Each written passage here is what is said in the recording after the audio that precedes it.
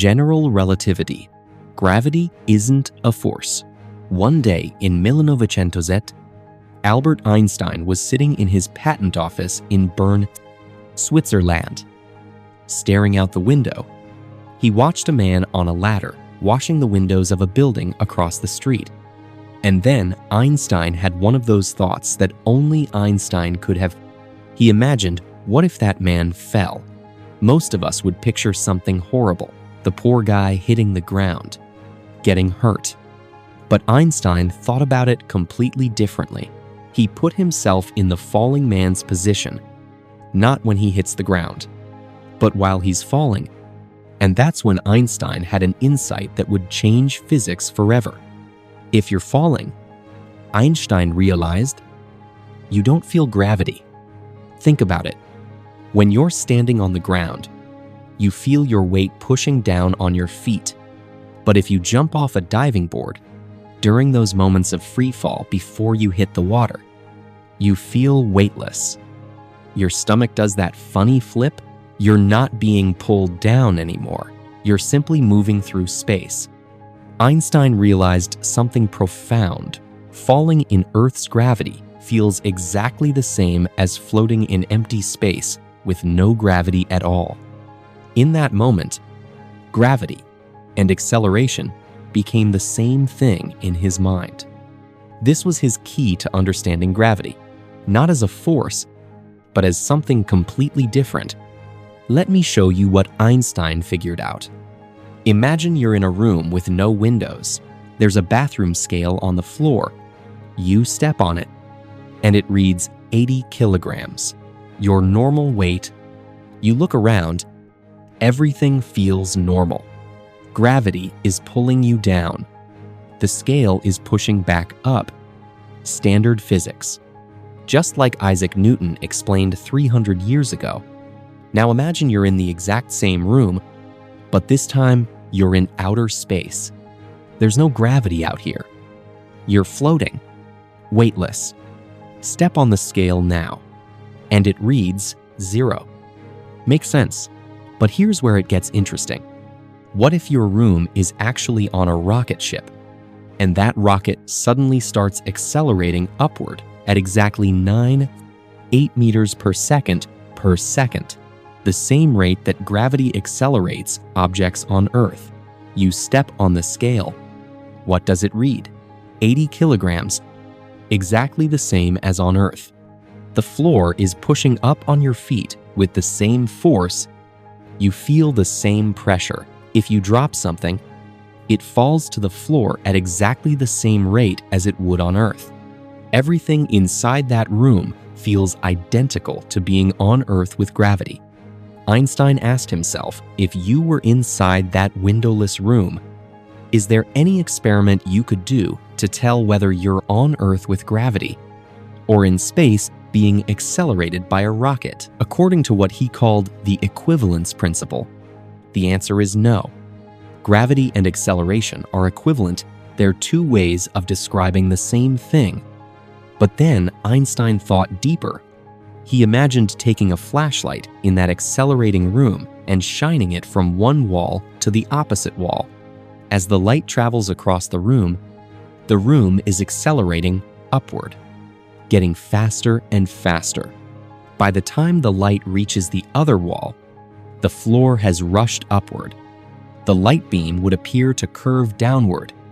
Now here's Einstein's brilliant leap.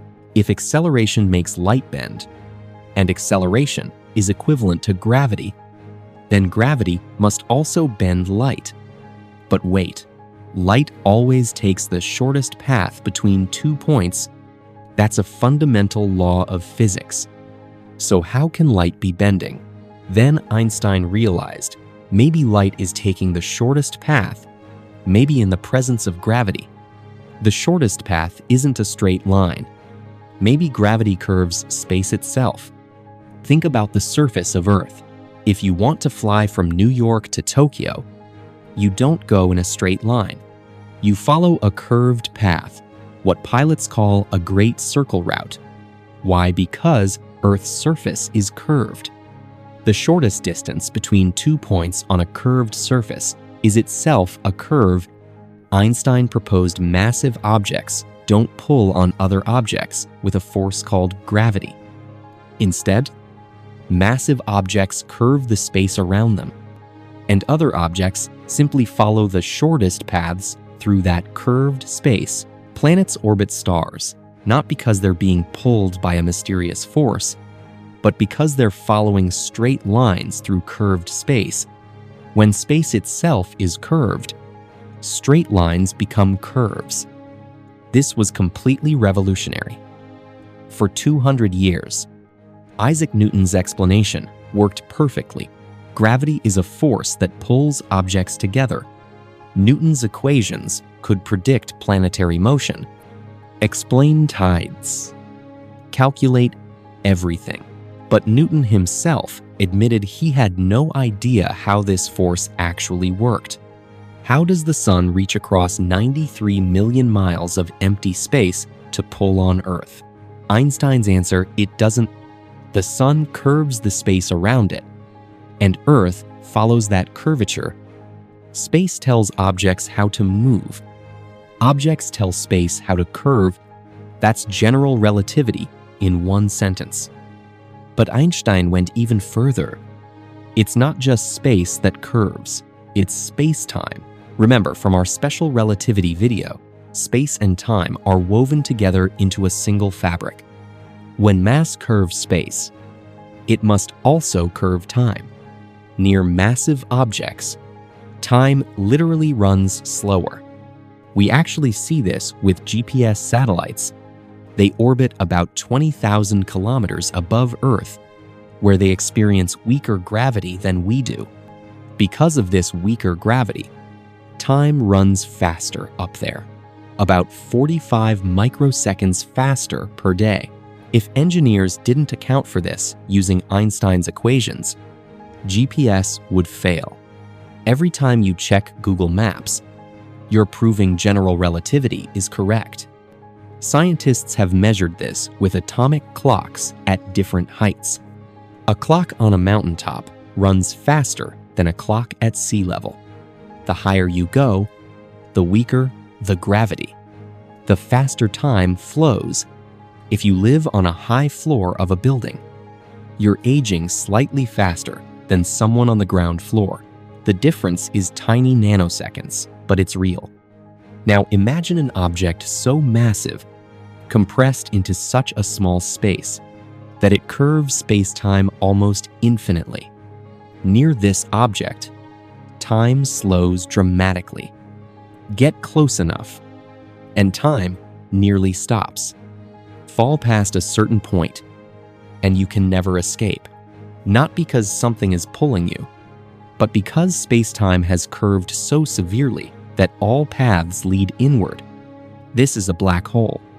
Einstein's equations predicted black holes in 1915. He thought the math was showing something impossible, but black holes are real. In 2019, scientists photographed one, the supermassive black hole at the center of galaxy M87. It looks exactly like Einstein's equations predicted, and there's more. Einstein said light should bend around massive objects. In 1919, during a solar eclipse, scientists measured starlight passing near the sun. It bent by exactly the amount Einstein predicted. This made Einstein world famous overnight. Einstein predicted gravitational waves, ripples in space-time, created when massive objects accelerate. In 2015, 100 years after the prediction, we detected them.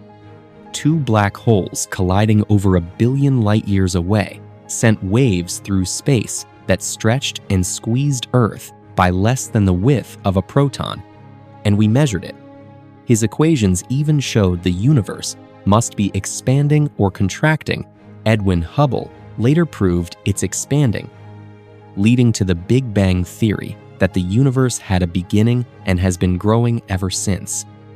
So that man on the ladder, washing windows outside Einstein's office, he triggered a thought experiment that revealed gravity isn't a force at all.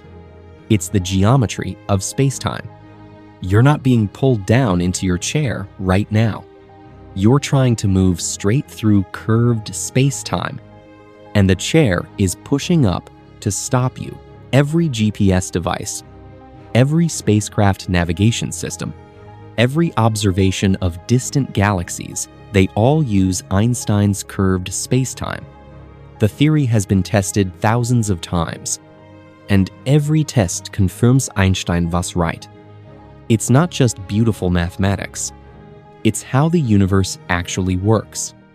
We've explored how Einstein changed our understanding of space, time, and gravity. But there's one more equation we need to discuss, the most famous one in history. E等于mc. In our next video, we'll discover what it really means to convert mass into energy, why the sun shines, and why you exist at all. Subscribe to complete your journey through Einstein's revolutionary ideas. You've learned that gravity is curved spacetime. Ready to learn how mass and energy are the same thing?